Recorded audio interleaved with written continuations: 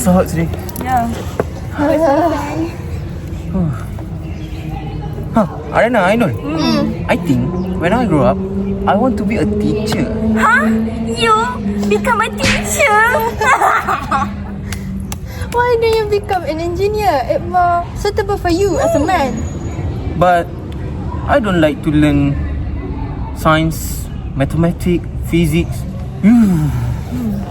But don't you think being a teacher is too girly for a boy? Why is too girly?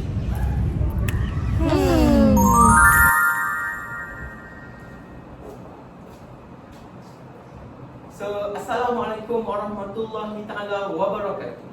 Hi everyone. Thanks for joining us today. I'm Zafri and I'm here with Ariana and Ainul. We are going to talk about a topic that affects all of us, which is the gender and the society. So, Ainul, what do you know about gender? Thank you, Zafri. From my point of view, gender is how society understands and expects people to behave as men, women, or other identities. It is different from just being male or female biologically. What about you, Ariana? Right. In my opinion, gender is the set of roles, expectations, and identities that society attach to being male, female, or other gender identities. So, thank you Ainul and Ariana. Now, let's talk about the society. To me, society is basically how people live together and interact. It's made up of families, communities, schools, and governments. Everything that connects us. How about you, Ariana? As for me, society is the community we live in where people interact and follow common rules, cultures, and beliefs. Okay, thank you, Ariana. So, basically, in this video, our group would like to talk about 3 main points that affect all of us regarding the role of gender in shaping our world. I will be talking about the first point, which is men are seen as superior than women. The second point will be talking by me, which is gender in education. And the last point will be led by me, and the title is Empowering and Social Change. So, Ainul? Thank you. Men are seen as superior than women. First, let's talk about gender bias. In many cultures, men are seen as more capable, more intelligent, and even stronger than women. But this belief is not based on facts. It is based on how tradition and stereotypes. Because of this, women are often undervalued in schools, in workplaces, and even at home. For example, a man's opinion may be taken more seriously than women's, even when she has an equal or greater knowledge. This mindset creates a gap that keeps women from reaching their full potential. What do you think, Ariana? In my opinion, this is such an unfair shift that continues to exist in many parts of the world. The belief that men are superior to women is not only outdated, but also harmful to progress and equality. Intelligence, strength, and capability are not determined by gender. They are shaped by individual effort, education, and opportunity. Thank you, Ariana. Patriarchal society implying only men's words and actions are valid. And this connects to the larger system we live in, patriarchy.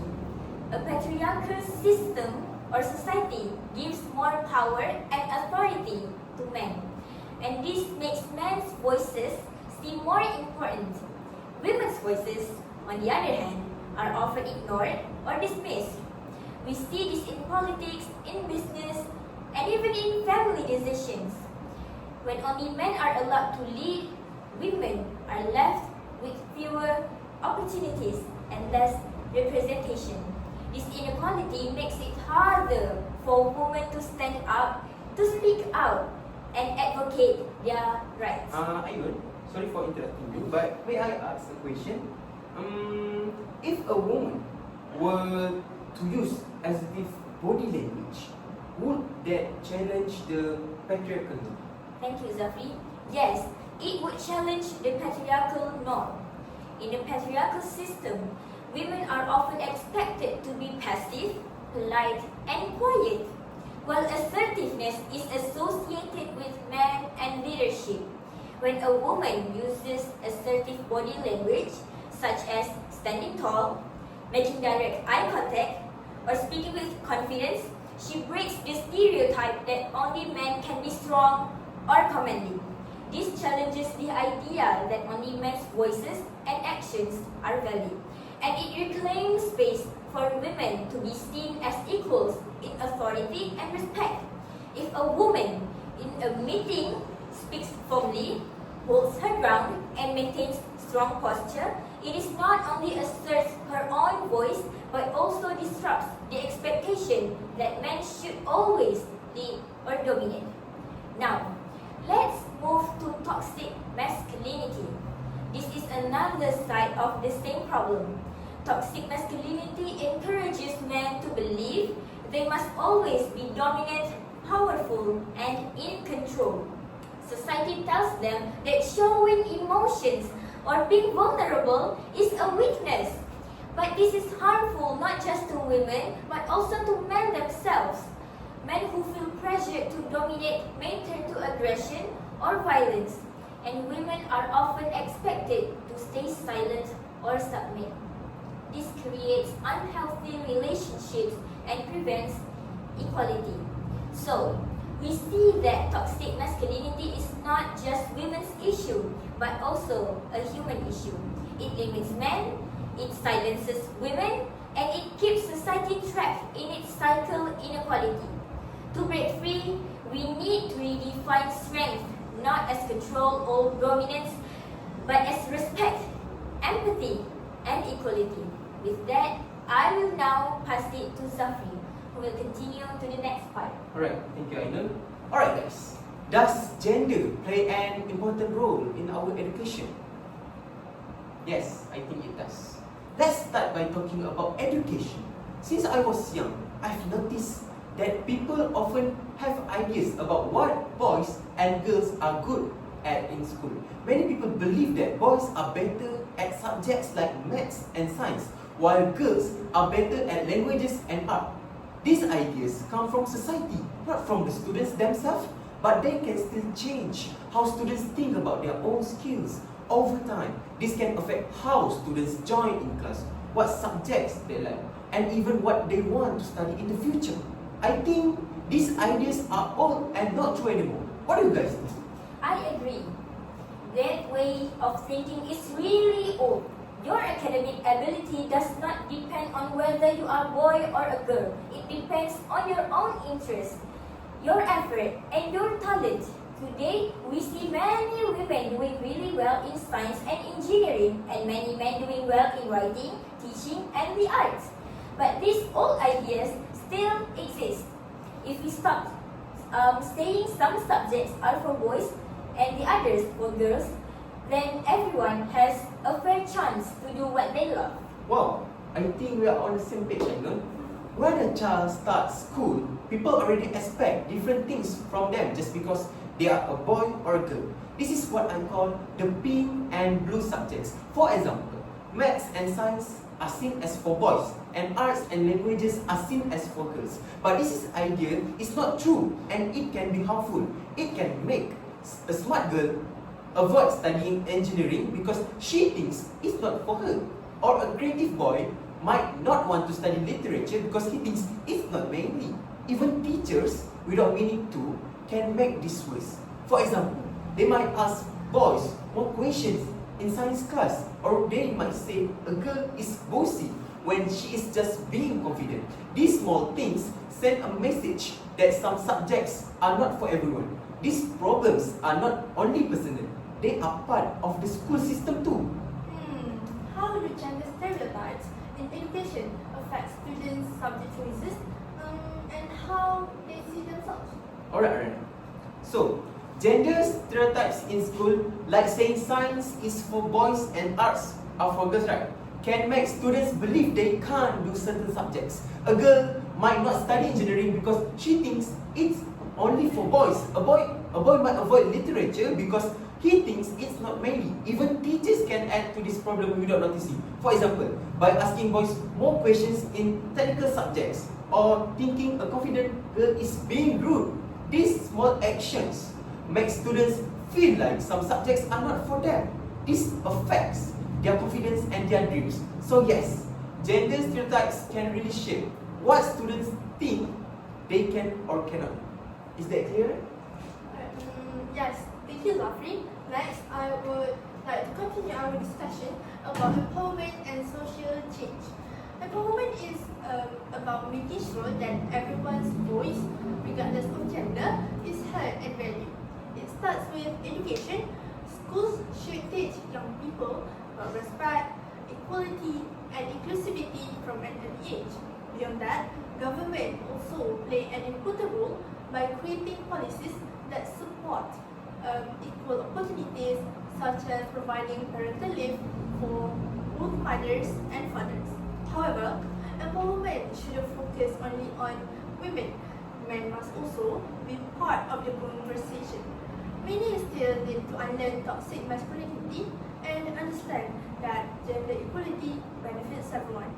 When men and women work together toward equality, it removes the as versus them mindset and builds a society where everyone can succeed together.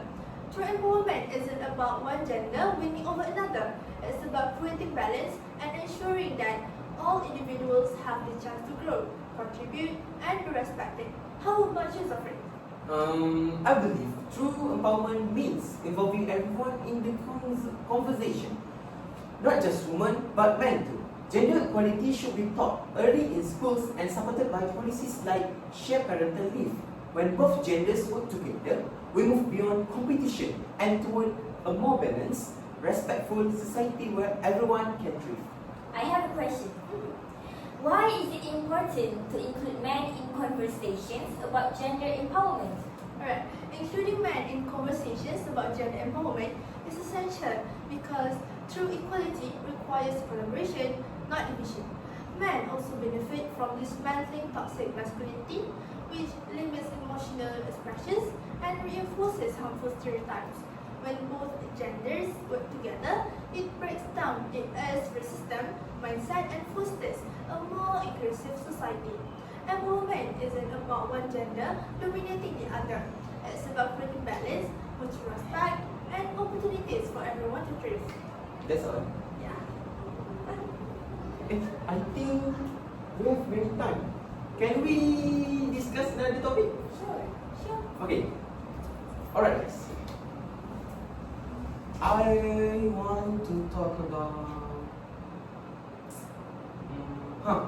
the role of men as allies in gender equality.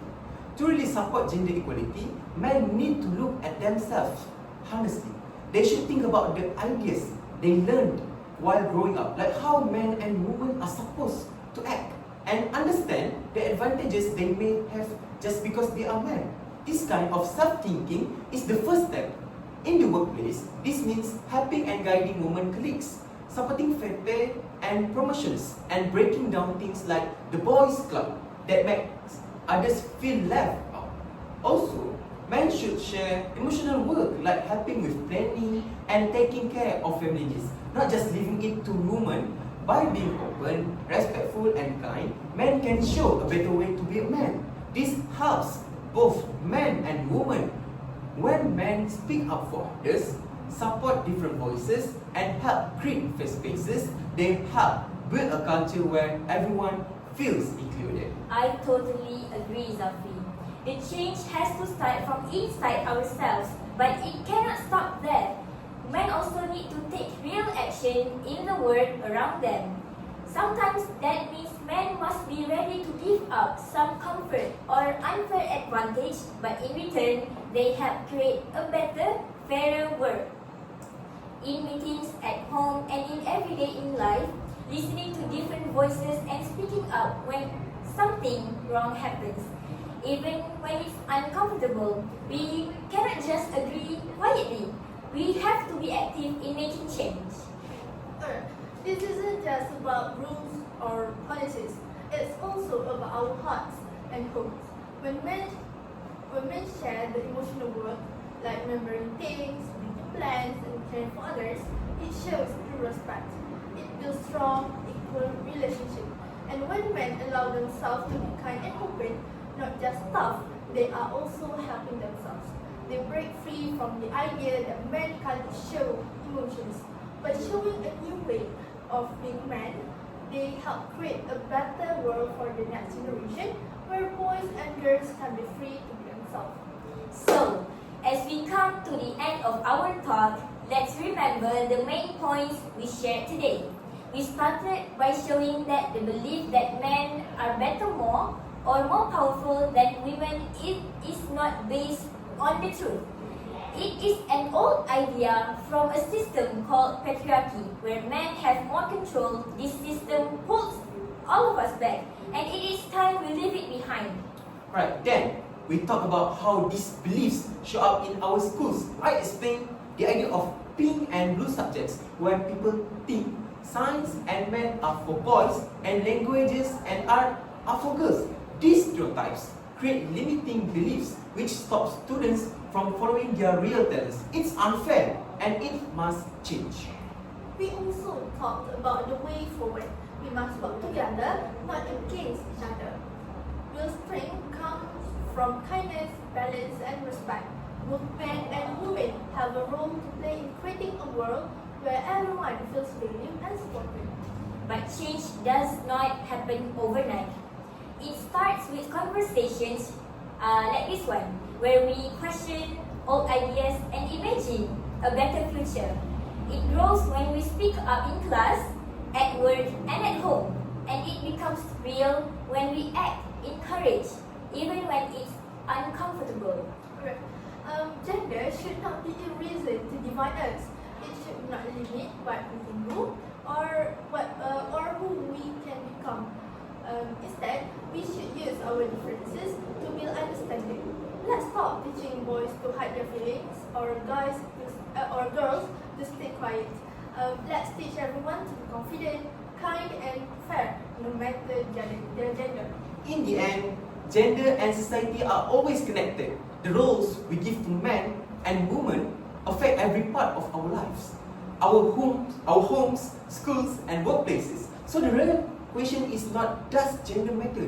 The real question is will we let it divide us or use it to create real equality? Thank you for watching and thank you for being part of this important conversation. Let's take what we learned today and start building a world that is equal, fair, and full of opportunity for everyone. Let's build that world together.